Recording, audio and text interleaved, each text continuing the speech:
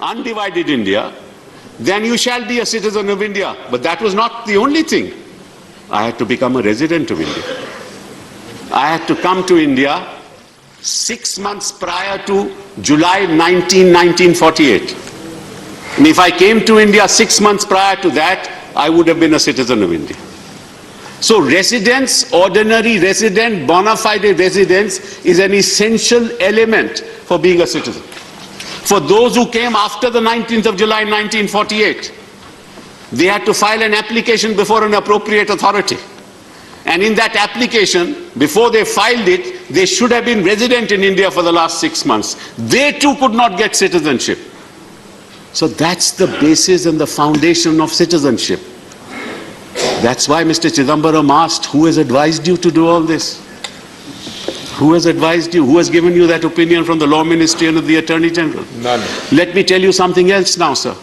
Under Article 11, there is a provision which says that through another act, through a law made by Parliament, somebody can acquire citizenship or terminate citizenship. That is the Citizenship Act. Now, so the Citizenship Act, some very interesting provisions. Let me just tell you, just a couple of them. The Citizenship Act says that if you are born in the territory of India from January 26, 1950 to July 1, 1987, you shall be a citizen of India. If you are born in the territory of India from July 1, 1987 to when the 2003 bill has been passed, which was passed in 2004, which is the Citizen Amendment Bill, you shall be a citizen of India if one of your parents is a citizen of India. And if you are born after 2004, you shall be a citizen of India if one of your parents is a citizen of India and the other is not an illegal migrant. That is the condition of the Citizenship Act. If one of the spouses is an illegal migrant, you can't be a citizen of India. Now, sir, what amendment have you brought? Just think about it. What does your amendment say? Let me just tell you what it says. I'm sure you've read it. Provided that you are making an amendment to 2(1)(b). You say, provided that any person belonging to Hindu, Sikh, Buddhist, Jain, Parsi or Christian community from Afghanistan, Bangladesh or Pakistan who entered into India on or before 31st day of December 2014 and who has been exempted by the central government by or under Clause C of subsection 2 of section 3 of the Passport Entry into India Act 1920 or from the application of the provisions of the Foreigners Act 1946 or any rule or order made thereunder shall be treated as an illegal migrant, shall not be treated as an illegal migrant for the purposes of this act. Now please tell me, the Foreigners Act deals with people who are declared to be foreigners.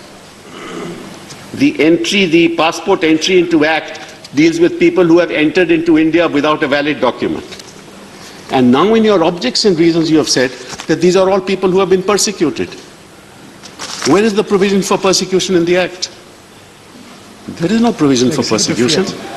There is no provision for persecution. If a man came from Bangladesh or from Pakistan into India in 1972 and he has been an illegal migrant after 1972 till date, how will he prove, how will you say that he has been persecuted? Unless he says that he was persecuted. Amongst all the people who have come to India without any legal documentation, has anybody said that they have been persecuted? Do we have a law here which says that you apply and say that you are persecuted and you shall be granted citizenship? It's very interesting, Mr. Nadda in the course of his speech mentioned Dr. Manmohan Singh and what he said, but he didn't mention what Advaniji said. I wish he had. Because Dr. Manmohan Singh said, look, if people have been persecuted and they have come from our neighboring countries, you must give them citizenship. उनको नागरिकता मिलनी चाहिए. और अडवाणी जी ने क्या कहा? तो मैं आपको जवाब देता हूं. उन्होंने कहा, there are various kinds of allegations made that you are making discrimination between this and that, which we do not propose to do. We always say that a person who has to flee because of religious persecution is a refugee, bona fide refugee, and he cannot be regarded on par with the illegal immigrant who may have come here for any reason, even for economic reasons. If he is an illegal immigrant, he is an illegal immigrant. This is what Advaniji said. Now, if these people are illegal immigrants, on what basis you say that they have been persecuted? Has anybody said that they have been persecuted? There are also other illegal immigrants, I won't name the religion they belong to, who have also come, who are also illegal immigrants. So how do you discriminate between one illegal immigrant and another illegal immigrant? And how do you say, आप कैसे कह सकते हो कि ये लोग तो persecute हुए थे, आपको कैसे मालूम कि वो persecute हुए थे?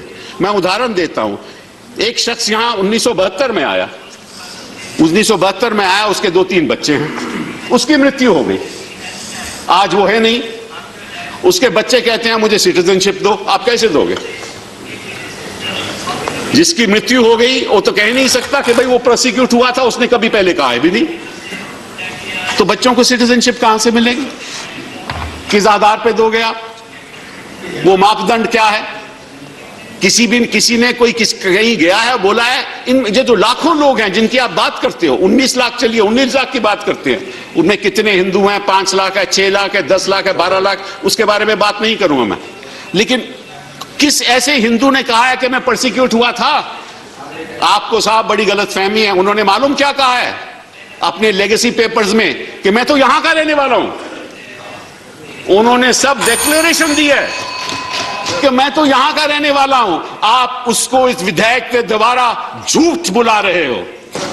Please conclude. जो शख्स 1 सेकंड सर, जो शख्स कह रहा है कि मैं तो हिंदुस्तान का रहने वाला हूं, आप उसको कहना चाहते हो नहीं नहीं तुम हिंदुस्तान के रहने वाले नहीं हो, तुम कहो तो तुम तो बांग्लादेश से आए थे और क्यों परसिक्यूट हो रहे थे, इसलिए हम आपको सिटीजनशिप देंगे। ये किस किस्म का कानून है?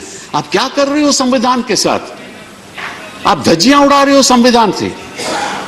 आपका मकसद क्या है? आपका मकसद तो हमें मालूम है, 2014 से हमें मालूम है आपका मकसद क्या रहा है। कभी घर वापसी, कभी लव जिहाद, कभी ट्रिपल तलाक, कभी सीएबी, कभी एनआरसी, फिर दोबारा एनआरसी, मतलब के फिर 370।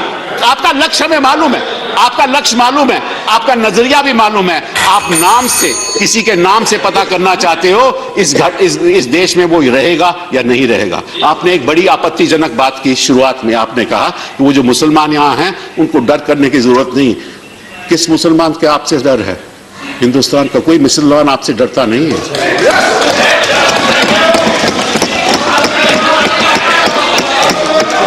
ना मैं डरता हूं, ना मैं डरता हूं, जहां इस देश के नागरिक डरते हैं, ना कोई मुसलमान डरता है। डरते हैं तो हम संविधान से डरते हैं, जिसकी आप धज्जियां उड़ा रहे हैं।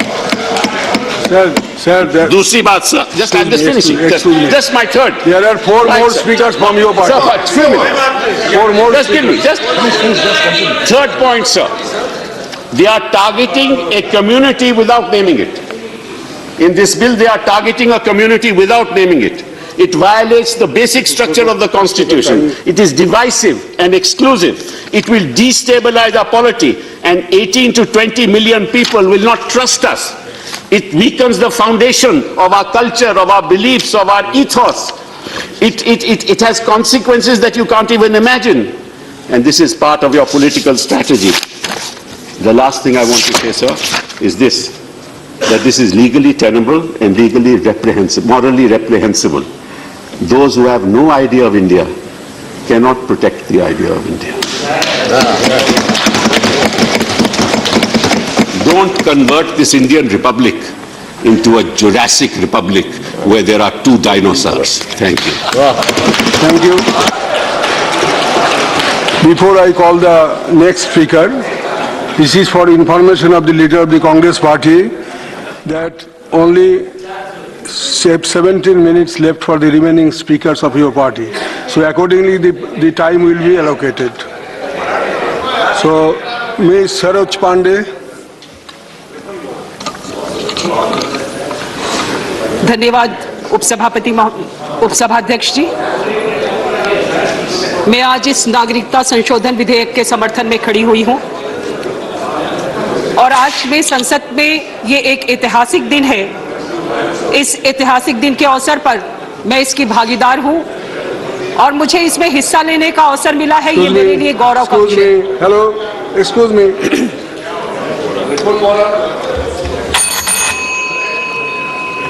This is not the way.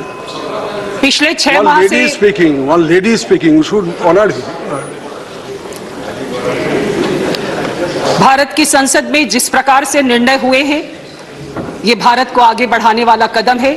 माननीय उपसभाध्यक्ष जी, मैं ये बात को कहना चाहती हूं कि बहुत सी ऐसे विषय थे जो लंबित थे, जिसकी ओर पूरा देश आशा भरी निगाहों से देखता रहा, लेकिन ऐसे विषय कई बार पूर्ण नहीं हो पाए, राजनीति की बलि चढ़ गए, और राजनीति की बलि चढ़ने के कारण ऐसे विषय जब नहीं हो पाते थे, Mr. Bajwa, please go to your seat. Please, no, please go to your seat. तो जनता उन विषयों पर कुछ कह नहीं पाती थी, मन मसोस के रह जाती थी। आज भारत के प्रधानमंत्री जी को, भारत के गृह मंत्री जी को मैं आज इस सदन में आपके माध्यम से अभिनंदन करना चाहती हूं कि हजारों हजार देश के नागरिक जो पीड़ित हैं, प्रताड़ित हैं, और जिन्होंने बहुत आस के साथ में इस देश में पनाह ली, जब पनाह उन्होंने लिया तो ये सोच के लिया कि ये देश की धरती हमारी रक्षा करेगी, लेकिन उस समय देश के जो शासक थे उन्होंने उन्हें नागरिकता का अधिकार नहीं दिया। माननीय उपसभाध्यक्ष जी, मैं ये विषय कहना चाहती हूं कि हमारी सरकार ने तुष्टीकरण की राजनीति नहीं करी, और हमने केवल तुष्टीकरण की राजनीति अगर की होती तो आज यहां पर इस सदन में बैठकर विपक्षी दल के नेता हमसे सबूत नहीं मांगते। मुझे यह विषय समझ में नहीं आया कि इस सदन में बैठकर सबूत मांगने का विषय आखिर आया कहां से। जो आंकड़े दिखा रहे हैं, क्या वो आंकड़े पर्याप्त नहीं है ये समझने के लिए कि जो जनसंख्या ज्यादा थी, वो जनसंख्या अगर कम हुई, इस धरती पर रहने वाले लोग जो अन्य देशों में रहते थे, वहां पर पहले अगर वो संख्या ज्यादा थी और वो संख्या कम हो गई, तो वो संख्या गई कहां? धरती निगल गई या आसमान फट गया, उसमें समा गई। ये इस आंकड़े इस बात को प्रतिपादित करने के लिए, प्रमाणित करने के लिए तय है। इसलिए विपक्षी दल के जिस नेता ने अभी अभी इस विषय पर सबूत मांगा, मैं उन्हें कहना चाहती हूं कि ये बहुत पीड़ादायक है। कई बार ये परिस्थितियां पैदा होती हैं जब कभी हम वकीलों की भाषा में अगर कहें तो लोग इस विषय को, इस देश के मुसलमान है, इसके लिए इस देश के अंदर कोई चर्चा का, कोई चिंता का सवाल ही नहीं है। वो नागरिक है, रहेंगे, उनको कोई प्रताड़ित राजनीति अगर आप कहते नहीं होनी चाहिए तो ये राजनीति भी बंद होनी चाहिए।